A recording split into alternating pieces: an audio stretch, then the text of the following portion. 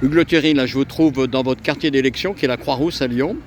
Vous venez de publier votre 40e livre, Un espace des possibles. Qu'est-ce que c'est que cet espace des possibles, qui est en fait un lieu physiquement, géographiquement réel dans les Charentes-Maritimes?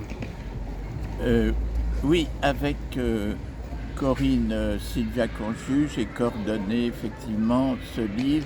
C'est un lieu de vacances qui existe depuis un demi-siècle et qui organise ce qu'ils appellent des vacances apprenantes, c'est-à-dire des centaines d'ateliers au cours desquels les gens certes cherchent leur développement personnel, comme trop de gens le disent, mais cultivent aussi leur créativité artistique et leur potentialité culturelle, par exemple.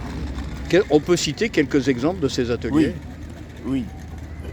Potentialité culturelle, par exemple, les ateliers que j'anime, moi c'est souvent écriture, lettres d'amour et de rupture, philo. Par exemple, j'ai co-animé un atelier sur l'école d'Athènes de Raphaël. Voilà pour les ateliers à dimension culturelle. Mais donc, celle qui a coordonné le livre avec moi, Corinne, a animé des ateliers de tango. Il y a beaucoup de danse. Mais j'ai pas pris les ateliers qui souvent attirent le plus de monde, comme Tantra ou Biodanza, parce qu'ils avaient une connotation mystique qui, pour moi, n'est pas l'essentiel de l'espace. Alors cet espace est en fait sur un terrain d'une personne qui s'appelle Yves Donard. On peut en dire 2-3 mots, c'est qui cette personne? Oui. Alors il y a 50 ans, Yves Donard n'était pas encore propriétaire, mais au sein d'une équipe, il était chargé des relations avec les propriétaires qui étaient en fait ses parents. Et donc ça lui donnait un rôle privilégié. C'est lui qui est toujours le porteur du projet. Il était psychosociologue et on peut respecter le fait que toute sa vie, son unique œuvre, c'est l'espace des possibles, un lieu de vacances apprenantes, comme je disais. Alors au fil des années, en 50 ans, comme vous le dites, il y a à peu près 100 000 personnes qui sont passées, qui peuvent revenir d'ailleurs d'une année à l'autre. Donc ça fait un petit peu moins, mais il y a eu 100 000 fréquentations pendant ces 50 ans. Pour vous qui allez assez régulièrement, à la fois l'été, mais paraît-il à d'autres moments des vacances, qu'est-ce que ça vous apporte de fréquenter cet espace des possibles? Eh bien, j'étais un peu complexé étant jeune et ça m'a apporté, y compris les massages particuliers, mais l'espace a évolué. Et depuis 2001, en 2001, il y a eu l'affaire du trou, entre autres scandales, et donc la nudité a été interdite, même à la piscine, même dans les massages. Et puis, les objectifs sont devenus plus pédagogiques. Alors justement, à côté de ce que vous nous avez dit avant en termes d'apport intellectuel, si j'entends bien, c'est un peu un lieu ésotérique avec des pratiques sexuelles déviantes? Ah non, ça c'est uniquement au début, oui, tel que Houellebecq les a décrites en déformant un peu.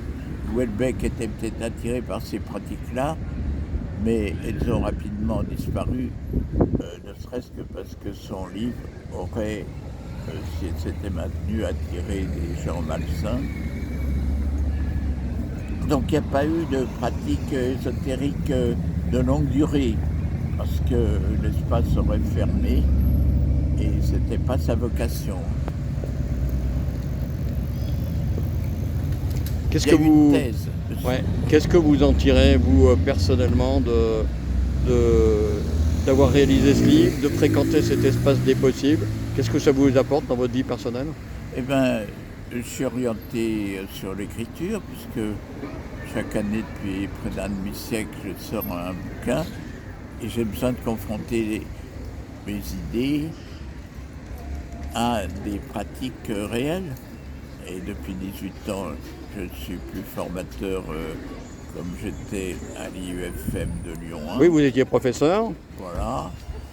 Et pour ça, un de mes bouquins est préfacé par Mérieux, d'autres par des personnalités diverses. Et j'ai besoin d'une pratique de référence pour continuer, je ne vais pas dire mon œuvre, je ne me prends pas pour Edgar Morin. Je ne suis pas traduit comme lui dans 30 langues. Et je ne me prends pas, mais cette fois, au sens où je veux l'éviter, je ne me prends pas non plus pour Michel Onfray. Dans le dernier livre, d'après Le Monde diplomatique, concernant Proudhon, contient 400 erreurs.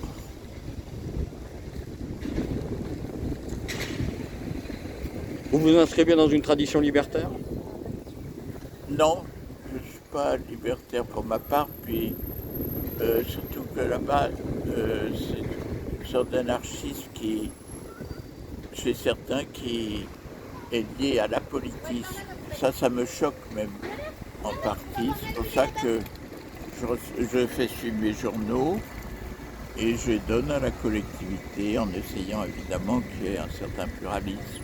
En quelques secondes, vos projets, après ce 40e livre, qu'est-ce qu'il y a dans les tiroirs? Eh bien, je cherche à faire un bouquin sur Avignon, mais j'ai un peu de mal. Et puis alors, il y a un livre qui est déjà à peu près au point, c'est sur la philo en latin, cogito ergo sum, des phrases comme ça qu'on connaît, qui sont finalement pas tellement difficiles à traduire et qui aident à se cultiver et à penser par soi-même.